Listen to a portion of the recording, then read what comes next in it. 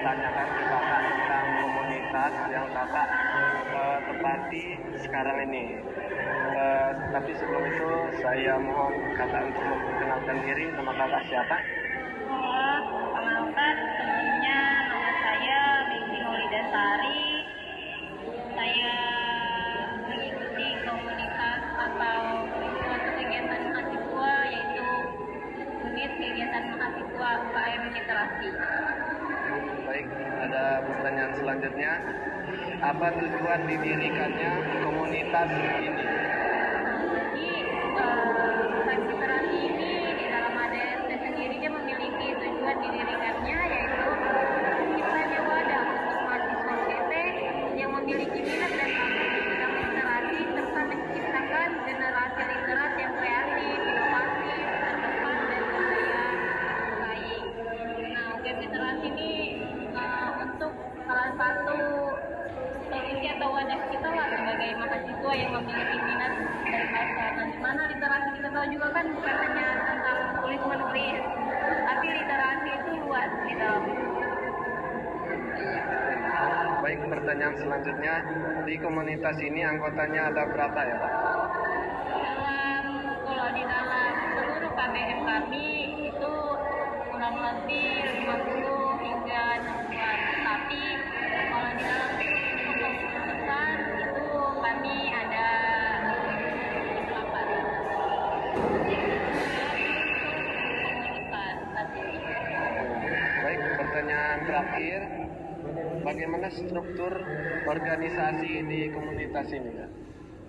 Dia pada seperti struktur organisasi pada umumnya, yang dimana sebelum ketua ada DPO, di bawah DPO ada saya selaku ketua umum, terus KMD saya sekretaris bendahara, dan di bawahnya ada divisi-divisi, yang dimana divisinya ada divisi kurasi, yaitu dimana kurasi ini mengumpulkan minat tulis karya-karya anak atau anggota UKM dari literasi sendiri. Ada juga divisi minat bakat, ada juga divisi humas, yaitu hubungan mahasiswa dan masyarakat, yang dimana humas ini dia sering melakukan kegiatan keluar bersama komunitas literasi yang ada di kota Tarakan. Baik, terima kasih untuk kakaknya yang sudah menjawab pertanyaan-pertanyaan yang kami sampaikan ke kakak, dan terima kasih untuk kakaknya untuk sudah meluangkan waktu wawancara dengan kami. Terima kasih Kak. Baik, sama-sama. Perkenalkan, nama saya Abdullah Hadan dan teman saya Melina, kami dari Universitas Pendidikan jurusan Indonesia. Sebelum saya mewawancara Ibu, misalkan Ibu menceritakan diri Ibu. Ya, baik. Assalamualaikum warahmatullahi wabarakatuh. Selamat pagi. Kenalkan, nama saya Hapsana SPD. Saya owner Bimbel Mandala. Kalau boleh tahu, kapan Ibu mendirikan usaha Ibu ini? Usaha Bimbel ini saya dirikan mulai tahun 2009. Jadi waktu itu saya masih mahasiswa semester 5. Nah, kebetulan saya juga mahasiswa UNER. Saya dulu jurusan bahasa Inggris. Jadi saya dirikan 2009. Alhamdulillah sampai saat ini masih bertahan dan berkembang, membuka cabang di Lama juga ya Ibu? Ya, alhamdulillah. Oke Ibu, di mana saja alamat bimbel Ibu saat ini, cabang-cabangnya? Oke. Bimbel pusat itu ada di Karangrejo. Kebetulan Karangrejo itu di belakang Booster, di ST 4. Karena kebetulan awal buka memang saya di Karangrejo. Kemudian 2 tahun lalu 2022 saya membuka cabang di Beringin Kuningan. Jadi bimbel pusat ada di Karangrejo, sementara bimbel cabang ada di Beringin. Berdasarkan dari penjelasan Ibu tadi, tahun 2009 Ibu mendirikan usaha ini. bagaimana Ibu menjalankan dan mempertahankan usaha ini? Saya awal buka kan 2008, jadi saat itu masih sistem saya bikin buku, saya cetak buku secara mandiri, saya edit sendiri, kemudian saya mulai bagikan di sekolah-sekolah. Saya bagikan ke sekolah-sekolah, saya setiap anak pulang saya bagikan ya. Karena waktu itu saya belum promosi lewat sosial media, karena baru buka kan, kemudian dari murid ke murid. Jadi saya pakai kemarin itu pakai sistem cuma saya buka waktu itu cuma satu pelajaran aja. Terus saya cuma buka bahasa Inggris sesuai jurusan saya. Kemudian kami berjalan, saya mulai memperhatikan lewat Facebook. Nah, kemudian dengan Facebook saya setiap hari upload terus, promosi terus. Alhamdulillah mulai banyak. Saya mulai buka lokal baru, mulai buka kelas baru, belajar membaca, kemudian SD, kemudian ada mapel khusus, kemudian ada English for Kids, English for Teenager. Jadi kalau mau buka kayak gitu kan sebenarnya kita harus lihat apa yang dibutuhkan. Kita harus beli, oh pasar ini kebutuhannya ini. Nggak bisa cuma satu paket aja kita siapkan.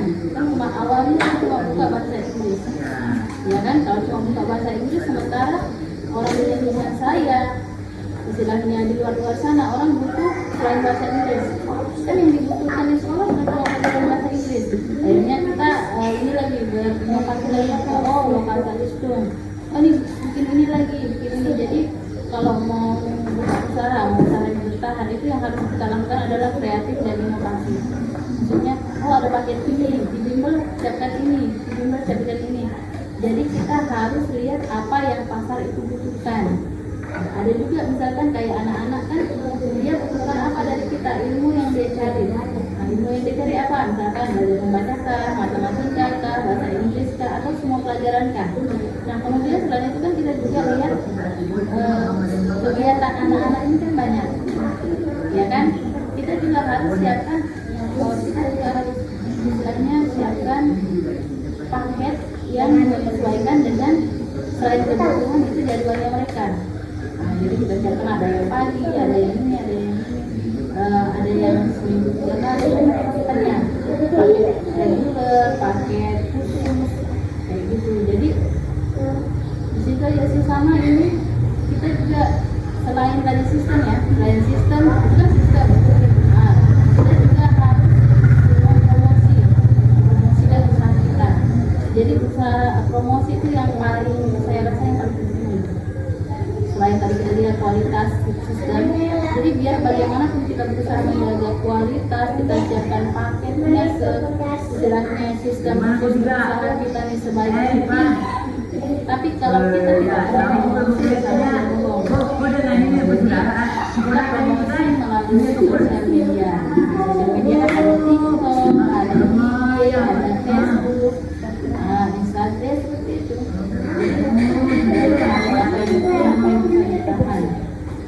Ya, jaga kualitas, sistem yang baik dan promosi.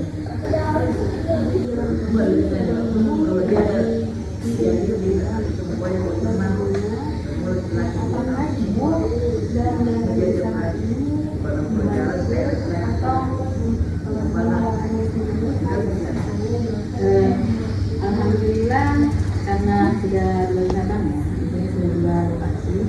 Kebetulan saya dibantu oleh beberapa staff. Jadi alhamdulillah karena saat ini di 2 bimbel ada 6 staff yang membantu saya.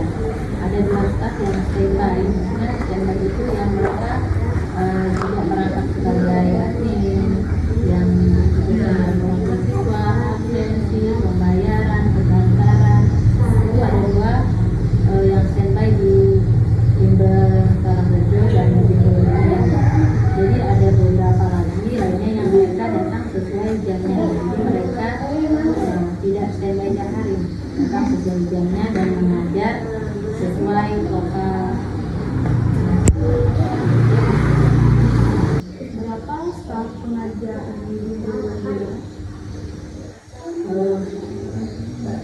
Bimbel Nazura itu kan ada dua sistem ya, yang reguler dan yang privat. Jadi kalau yang reguler itu maksudnya siswa datang ke bimbel. Jadi untuk guru yang standby untuk guru yang reguler, maksudnya guru yang datang ke bimbel mengajar di bimbel, kebetulan saya ada 6 staff. Jadi ada 2 staff yang standby, 2 staff standby.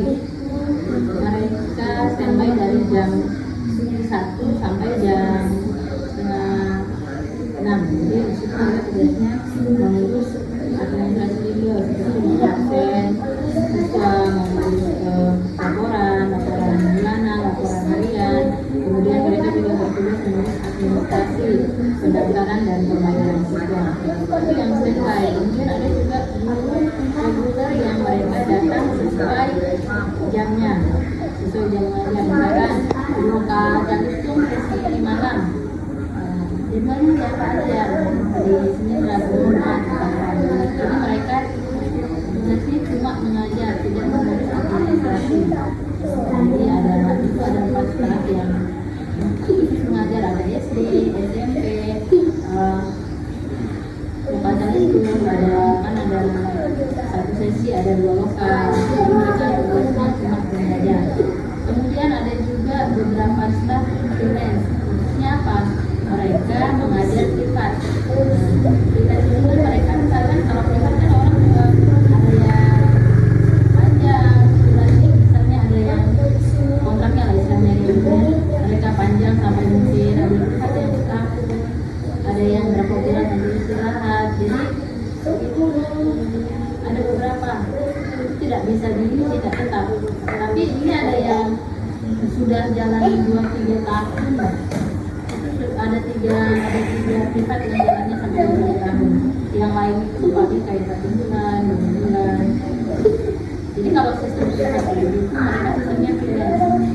Karena ada beberapa, karena sistemnya kalau privat itu kalau orang tua siswa tidak cocok ganti. Nah, kalau orang tua siswanya komplain saya ganti lagi. Nah, jadi tidak bisa begitu kalau yang privat karena sistemnya tidak tetap kan. Ibu, terima kasih sudah meluangkan waktu dan mendengar kami tentang saya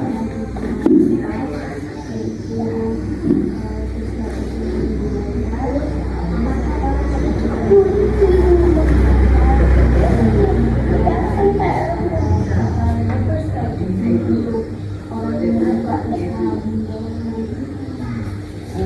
terima kasih juga untuk adik-adik mahasiswa yang sudah memilih bimbel saya sebagai tugas mata kuliahnya. Sebenarnya ada beberapa saran dari saya kalau ketika kita ingin membuka usaha. Yang pertama, siapkan mental. Siapkan mental atau siapkan mental wirausaha. Jadi percuma kita punya istilahnya dimodalin, kemudian kita punya sesuatu ya, definisi usaha, tapi kita tidak punya mental. Jadi mental itu paling penting sekali, karena dalam menjalankan usaha tidak selalunya yang kita temui adalah hal baik. Kita masih memberi tangan seperti siswa yang ada nanti, seperti komplain dari orang tua siswa, seperti banyaknya saingan. Jadi yang pertama sekali adalah mental.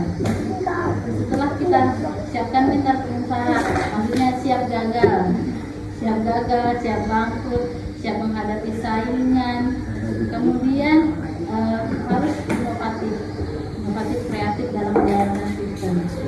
Selanjutnya kita harus pintarlah mempromosikan usaha kita. Mungkin itu aja tips dan saran dari saya.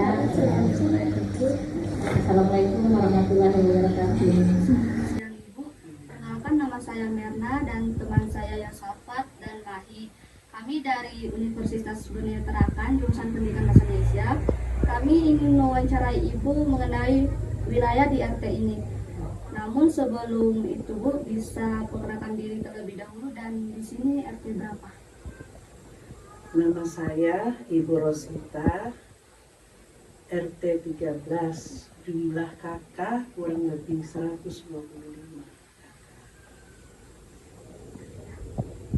Itu ada yang berdomisili di sini, ada yang enggak. Berapa tadi? 125. Itu enggak semua berdomisili di sini ya. Ada yang di luar daripada RT 13. Pertanyaan selanjutnya, budaya atau aktivitas apa saja yang sering dilakukan oleh warga di RT 13 ini? Maksudnya budaya itu, maksudnya gimana itu budaya? Kayak aktivitas apa aktivitas di Oh, warga? kalau aktivitas untuk RT 13 itu biasanya itu setiap malam Jumat itu kami adakan yasinan. Ya, itu aja yang ada aktivitasnya di untuk RT 13. Nah, jadi menurut Ibu, bagaimana warga mengevaluasi budaya yang tidak diperlukan di RT 13 ini? Yang tidak diperlukan ya tidak berjalan. Yang tidak diperlukan tidak berjalan. Pertanyaan selanjutnya, bagaimana warga di RT 13 ini menghindari konflik antara budaya di sini? Caranya itu kita kadang-kadang ada pertemuan. Di situ dari pertemuan itu kita masing-masing mengenal diri gitu kan. Terus di RT lingkungan 13 RT 13 ini bagaimana cara namanya kita bertetangga, cara kita ibaratnya bergaul, itu sudah itulah dengan cara begitu kita di RT 13 ini istilahnya sama-sama merangkul gitu. Menurut Ibu, bagaimana warga di RT 13 ini melestarikan budaya yang berkaitan dengan pendidikan bahasa Indonesia? Kalau masalah pendidikan ya itu yang utama lah ya kan. Kadang-kadang ada juga yang seperti ada les gitu kan, tapi itu les itu diadakan di sekolah bukan di rumah. Misalnya di sekolah sudah pulang sekolah itu guru-gurunya itu diadakan les di sekolah. Baik Bu, terima kasih sudah meluangkan waktunya. Mohon maaf segala kekurangan. Terima kasih Bu. Ya.